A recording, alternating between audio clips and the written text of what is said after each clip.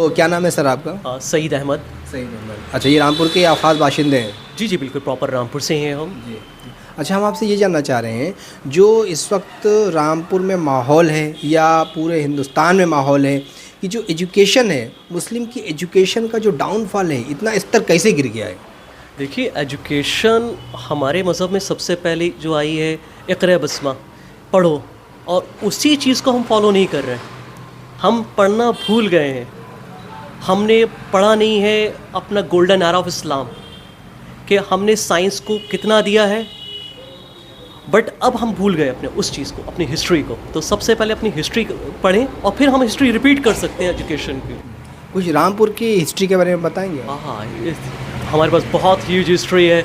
रामपुर में मौलाना मोहम्मद जौहर हैं, शौकत अली जौहर हैं, उनकी वालदा बी अम्मा हैं, जो ब्रेव लेडी हैं, और एक आइडियल बी लेडी। अम्मा का नाम लिया आपने, तो ये एक बहुत कम लोग शायद जानते हों कि जो दोनों कोहिनूर हीरे हैं, जो आपने जौहरी प्रदर्शन का नाम लिया, उनकी अम्मा हैं, इनके बारे में कुछ बताएंगे आप? बी अम्मा एक वो लेडी हैं जिन्होंने अपने बेटों को तैयार किया था फ्रीडम के लिए, और उनसे कहा था कि अगर आज़ादी के काम नहीं आए तो मैं तुम्हें अपना दूध माफ़ नहीं करूँगी। ये स्टेटमेंट एक वालदा का अपने बच्चों के लिए एक बहुत बड़ा स्टेटमेंट होता है। और बहुत परहेज़गार और पर्दे वाली औरत थी, लेकिन जब दिल्ली में गई एक एज में, 70s की एज में, तो उन्होंने अपना बुर्का अबाया उतार दिया। बोली मैं लीड करने के लिए, स्पीच देने के लिए, ताकि लोग उनको सुने। इसीलिए सब जितने भी फ्रीडम फाइटर्स हैं उनको बी अम्मा कहा उन्होंने, कि सारी फ्रीडम फाइटर्स की वो अम्मा थी। और गांधी जी भी बहुत इज्जत दिया करते थे। गांधी जी से क्या कनेक्शन था? गांधी जी रामपुर में आते थे, तो उनको नवाब के पास जाना था। तो नवाब का एक कल्चर था पैलेस का, कि आप खुले सर नहीं जा सकते। ये रामपुर नवाब का कल्चर आप बता रहे हैं? ये कल्चर था। तो गांधी जी को प्रॉब्लम थी कि क्या सर खुला था, तो बी अम्मा ने उनको कैप स्टिच करके दिया।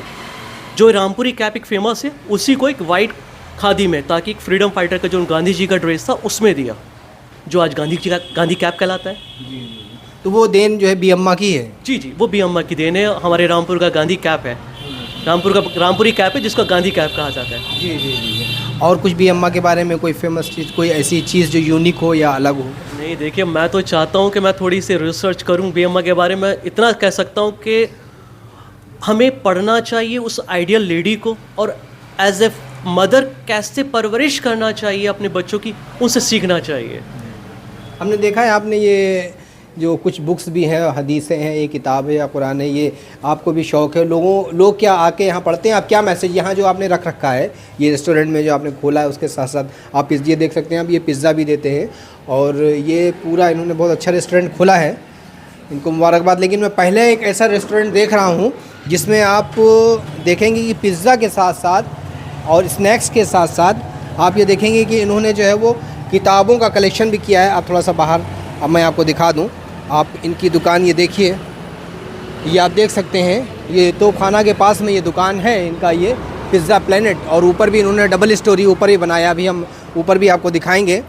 तो हम रिफ़्रेशमेंट के लिए आए थे, लेकिन जब हम यहाँ रिफ़्रेशमेंट के लिए आए तो हमने देखा ये छोटा सा तो है, लेकिन उन्होंने बहुत खूबसूरती के साथ इसको जो है वो बनाया है।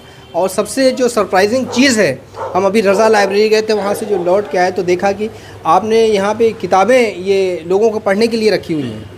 अच्छा, तो क्या लोग पढ़ते हैं? जी, कुछ लोग जो है बहुत कम पढ़ते हैं। मुझे बड़ा अफसोस होता है कि मेरे पास और करीब 20-25 बुक्स और भी हैं। मैं ये चाहता हूँ कि लोग अपनी हिस्ट्री पढ़ें, ख़ास तौर से चाहे रामपुर से हैं तो सबसे पहले रामपुर की, एज ए अपनी जिस कम्युनिटी से हैं, अगर एज अ मुस्लिम अपने सबसे पहले अपने मज़हब की पढ़ें, चाहे हिंदू हो चाहे मुस्लिम हो, ताकि जो पहले अपनी हिस्ट्री पढ़ें, तभी हम हिस्ट्री बना सकते हैं।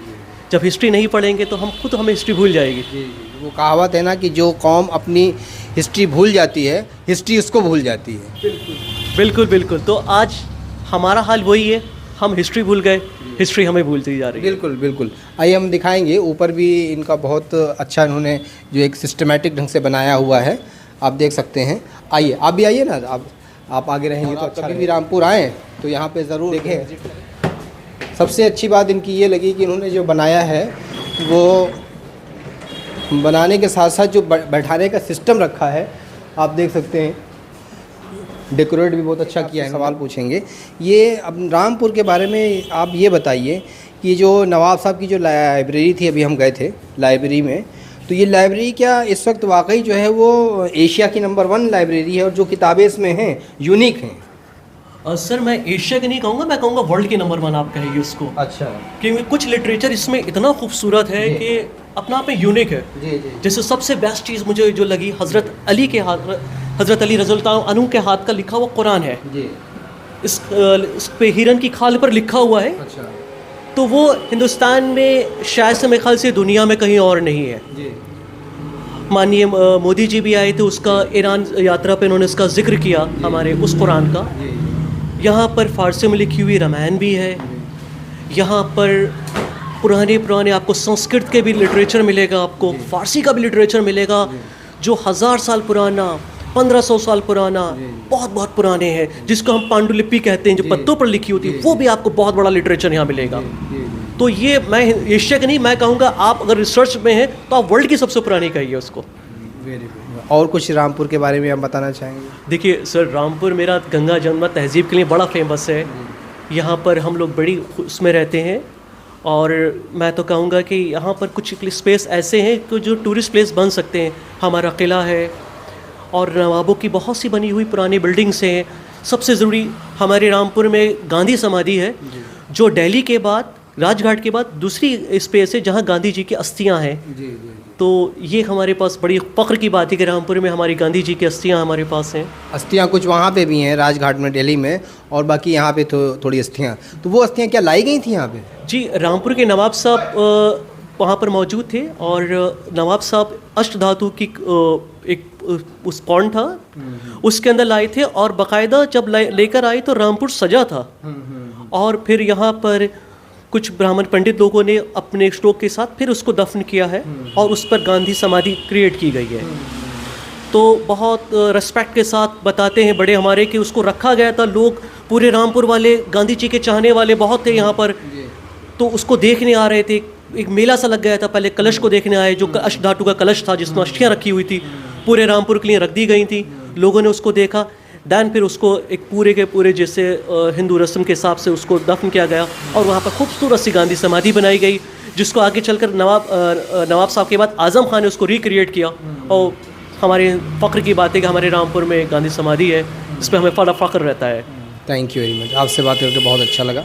शुक्रिया। KWR न्यूज़, कारण वजह रीज़न।